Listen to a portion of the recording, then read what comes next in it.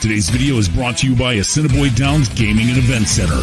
And be sure to tune in to Trust the Profits Live Mondays at 8 p.m. Eastern for Monday Night Lights, hosted by Matthew DeSantis. Hello, everyone. Welcome to another edition of the Pick 5 Player Show. My name is Michael Pellerin, a.k.a. Horse Guy Mike. And today we're talking about the late Pick 5 this Saturday, July 15th at Saratoga. Finally back up at Upper New York at the Spa. Really excited for this opening card. We have two graded stakes in this sequence. We have an earlier grade 1 in the card, not part of the Pick 5 sequence, the Diana. That's a Chad Brown Fest, 4 out of 5 entries. So not much value there. We're happy that it's not part of the Pick 5 sequence. But today we're going to be talking about that late Pick 5 starting in race number 7. So with that being said, we're going to dive right into the card. So first leg, race number 7, we have an allowance going 5.5 furlongs on the turf for 3-year-olds and 3-year-old fillies and up. And I think we have an easy single to kick off the card.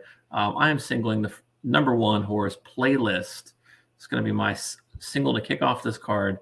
The horse is coming off a 5 1/4 length victory in allowance at Ellis Park back in the beginning of June, going the same distance on the turf.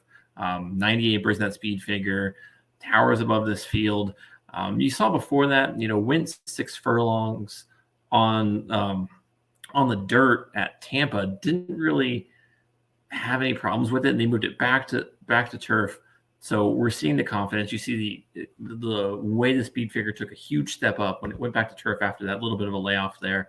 I think Playlist is going to be set up really well with the speed. The way the speed's setting up in this race. The number 2, Bomb Diggity. We have an Ep3. Likes to be more forwardly placed. Has gone gate to wire before. Speed figures it's hit a 90 Brisnet before. Usually it's around those 80s and 70s, coming off a 9th place finish in its last race. And that was back in November. So was previously trained by Steve Asmussen. This is first with the new trainer Wesley Ward. Something could happen there, but I'm going to be singling Playlist here to start the card off. The number 3 horse, Bowl of Cherries, is also kind of interesting. Last race was 6 furlongs at Monmouth in an allowance race. Got a 94 Brisnet speed figure, won by 3 1/4. So if you were to go too deep, I would say Bowl of Cherries would be my next choice here. But I just have a lot of faith in Playlist. I'm just going to leverage that opinion and single Playlist here. The number 4, Breeze Easy. Another kind of mid-level, mid-80s Brisnet speed figures. Had a win back at Woodbine in November. Hasn't won since. Has Rosario aboard. Another P style, so should be mid-pack. The number 5, Lady Milagro. A true front runner. Should be right on the lead as they kick off from the gate. Got 3rd place last out. 5th place, two back. Racing at Belmont both of those times. Maybe the cutback in distance will be what they need to just hang on to that lead. But again, going to be fading Lady Milagro. Number 6, Glitter Up. Dylan Davis aboard. Had 1-2 back in allowance at Monmouth. Going 5.5 furlongs on the turf. I just think that the water's a little bit too deep here compared to their speed figures. The number 7, Tracy Ann's Legacy. Similar story. 1-2 back. Last race out in a handicap race. Didn't do too well. Seems to like the five furlongs, 5.5. Maybe the change could allow something there, but got to be a toss for me. And then the number 8 and the number 9, Quick Money and Hydra. These are both main track only entries. So with it looking like it could be potential for rain, you got to assume most of these turf horses will scratch out of that. And if that's the case, we would include those main track only entries. But for now, if this stays on the turf, number 1 Playlist is going to be my single for this race. With that said, let's move on to leg number 2, race 8. We got a maiden special weight for 88,000, going 7 furlongs on the dirt for fillies and mares, 3-year-old and up. My top choice in this race is going to be the number 9, Nay Jude. Not only do I love the name, I think it's incredible. It's a first-time starter for Kelly Breen with Irad Ortiz on board. Union Rags. It's Damn Juju Eyeballs. Has 1 winner from 2 starters, including a graded stakes winner. So I think there's big expectations for Nay Jude here, debuting at the Spa on the first Saturday. Going to be my top pick. The number 1, Embrace Gal, going to be a toss for me. This is difficult. You've got a maiden race, so a lot of these horses haven't raced before, and you've got to look a little bit at pedigree, at workouts. The workouts from Embraceable Gal, not really there for me. Midnight Loot, not really a top performing sire. You could dig a little bit deeper and try to find something here, but I'm going a little bit skinny here because there is another maiden race later in the card that I'm going to be going deeper in. The number 2, Shotgun Patsy, 1 start, very poor performance. Maybe stretching out a distance, maybe second start, could turn the tide here. Just not going to take a chance at that. Crystal Air, number 3 horse, similar story, has tried 3 separate races in the maiden special weight class. I think this horse should probably drop down to a maiden claimer to get a win. Got second last out, beaten 6.5 lengths, 69 Brisnet. Nothing to be excited about there. The number 4, Montauk Mystique, ran at Belmont on June 16th. Got 8th place, another 65 Brisnet speed figure. Laubon with Ricardo Santana aboard. Not one that I'm going to be looking to include. The number 5, Bonadou. Katie Davis aboard for Danny Gargan. Another one of those 4 maiden races in a row. Hasn't made a dent in it. Finished second, 3 back, but since then 5th place, 4th place. Middling speed figures. You're seeing a little bit of progression there, so I wouldn't be surprised. I think the cut back in distance, last out was running on a muddy track. If we get a fast track this time, maybe. The extension in distance from 6 furlongs to 7 furlongs and with the clean track could be something there, but not one I'm going to include. Number 6, Island Rose, first-time starter for Gunrunner with Joel Rosario aboard. That's always worth looking at. Gunrunner is one of the red-hot sires last year and this year, so first-time Gunrunner, hopefully we can get a price there. The number 7, Sweet Liberty, this one has had 8 races already, has failed to perform well in any of them in those maidens, so should have a class release next out, but not one I'm looking at including here. Foxy Cara, number 8, for Javier Castellano and Mitchell Friedman. 82 Brisnet speed figure last out was impressive. Got 3rd place, beaten 3 lengths by another horse in this race who I do plan to include, and that's the number 10 horse, Ichiban. So we talked about the number 8 horse, the number 9, Nay Jude, is my top pick. The number 10, Ichiban, as we said, last out, 84 Brisnet speed figure. It's the highest in this crop for this field. Got 2nd, beaten a length and a half at Belmont, going a mile. So I think the cut back in distance to 7 furlongs is going to be perfect for this horse. So Ichiban's one I'm definitely going to include here. And then the number 11, Mim, again, last out, got 2nd, beaten 2 1/4 lengths, but you're seeing that improvement. This is second with the new trainer. First two races of their life, they were trained by Linda Rice, now moving to Mark Casse. So this is the 2nd race in the Mark Casse barn, extending a distance, again, raced on a muddy track last time. So if we can get a fast track, extending a distance, you're seeing some positives here with their last performance. So I think Mim is definitely an interesting choice here. So Island Rose and Nay Jude, both first-time starters, and then Ichiban and Mim improving 2nd and 3rds last out. So hopefully we can get a good price with those 2. So those are the 4 we're going to be including in the 2nd leg. Race number 9, leg 3, we've got the grade 3 Kelso going a mile on a turf for older horses. A lot of really good turf horses in here. English Bee has been around for a little bit now. Going to be one I'm going to be fading in this race. Wouldn't be surprised. It's kind of just a grinder in these mid-level turf races, but not one I'm looking to have here. The number 2, Annapolis, shaping up to be potentially one of the top turf horses in the country this year. Coming off of that first off layoff back at Churchill, won a stakes race on the Oaks undercard. So that was its first off layoff. You would assume second off layoff, it's going to be even better. Performed really well last year. Was in the Breeders' Cup Mile. Didn't perform well, but coming back off that, you're hoping to see some progression from 3 to 4. So Annapolis, I think, is going to be the top pick here. The number 3, Midday Image, not one I'm going to be looking to include. You're getting a jockey change, which could be good. Raced on good turf last out, so if we get a firm surface, could see a step up from here. But Midday Image, just not one I'm going to be looking to include here. I Stroke a lot. So number 4 horse, Flavian Pratt, Mark Cassie, always a good combination. And they were racing in the Jaipur last out, got 6th, and with a bunch of good horses. Caravel, who's the best turf horse in the country right now, won that race. 93 Brisnet speed figure. So wouldn't be one I'd be surprised. But if you're going to include this horse, you'd have to include the number 8 Casa Creed, who beat it last time out fairly easily. And I'm fading Casa Creed. So I'm just going to go ahead and draw a line through that Jaipur for both of these horses, and just look to go elsewhere with some horses that might have some bigger upside for me. Speaking of upside, the number 5, Big Everest. This is an E8 style horse, so this horse wants to be right on the lead, going gate to wire. Getting Joel Rosario back in the mount. Usually when you see Joel, this is going to be a horse that's going to be a deep closer. We can see he's very used to the style with this horse. He's been on the lead with it before. He's used to that. So this horse is coming off a win in Monmouth, coming off a win at Aqueduct before that, another win at Aqueduct before that, and a win at Belmont and Aqueduct before that. So this horse has a lot of experience winning recently, winning in New York and New Jersey. So I think Big Everest has a big chance to go gate to wire here. The next horse, number 6, Filo di Ariana, another kind of front runner. So we're looking for Big Everest and this one to hook up front. Hopefully they can keep a slow pace.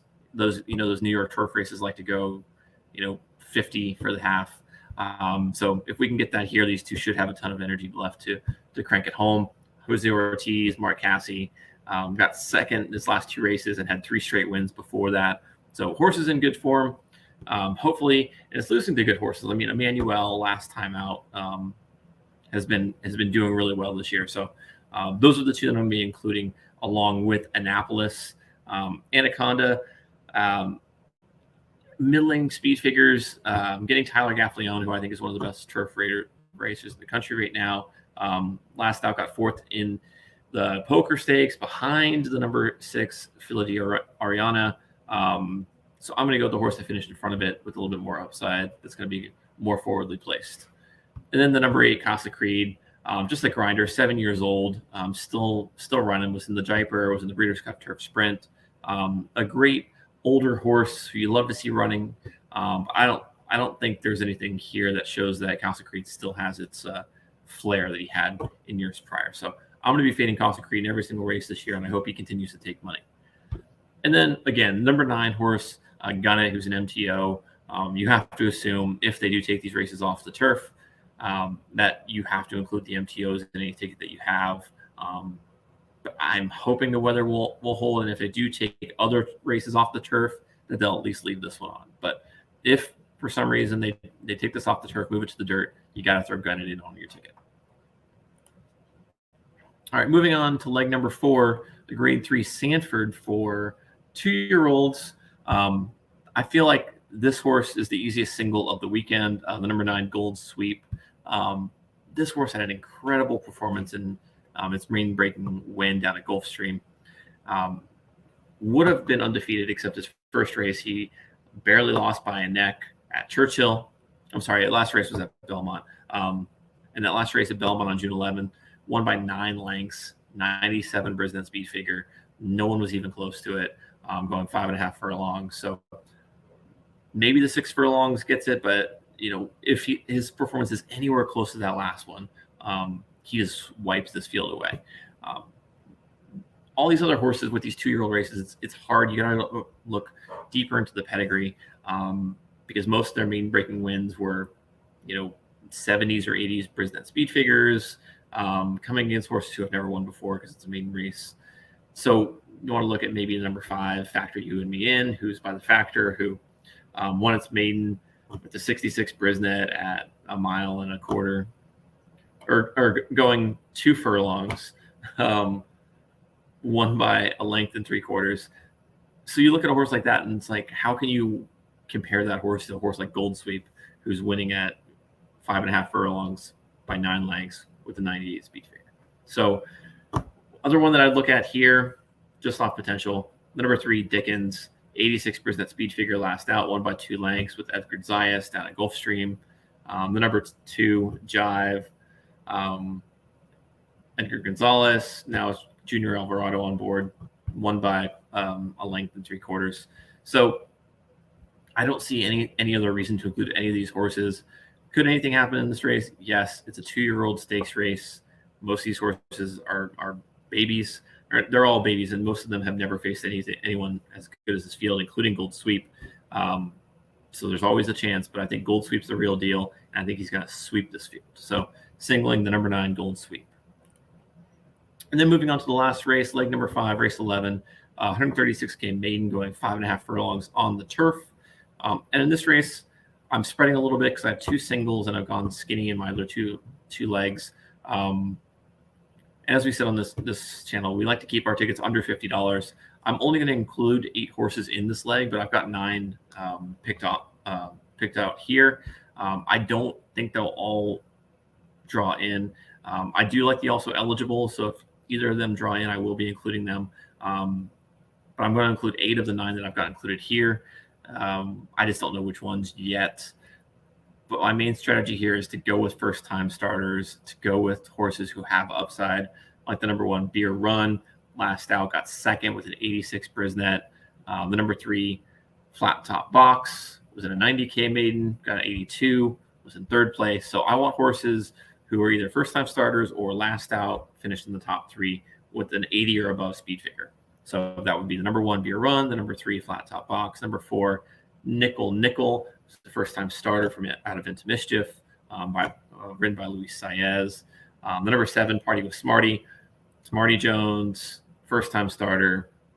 Well, again, with these first-time starters, you never know. You're kind of rolling the dice. So since we went skinny elsewhere, we're able to spread out a little bit here and hopefully get a lottery ticket with one of these high-value first-time starters. Number 8, City Fever, again, first-time starter out of City of Light, who won the Pegasus World Cup, beat Accelerate that year, has higher IRTs on board. You're going to get good value here. Number 10, Metallurgic, Tyler Gaffleone, Michael Maker out of by Cairo Prince. Should love the turf, so great option there as well. Number 12, Bailly Lounge, front-running style. So we know that this horse has some experience, has run in 3 straight maidens, but is performing well. Last out got 6th place, but I believe that it was a distance problem. It's cutting back to a sprint race. Last out it was going a mile and a 16th. Was on the lead for the entirety until they hit the stretch and faded hard. So cutting back in distance significantly should help this horse a lot. And then the number 13, Alexis Zobra, if they draw in, again, first out by Chad Brown, Flavian Pratt. So we get the trainer change, we get the jockey change.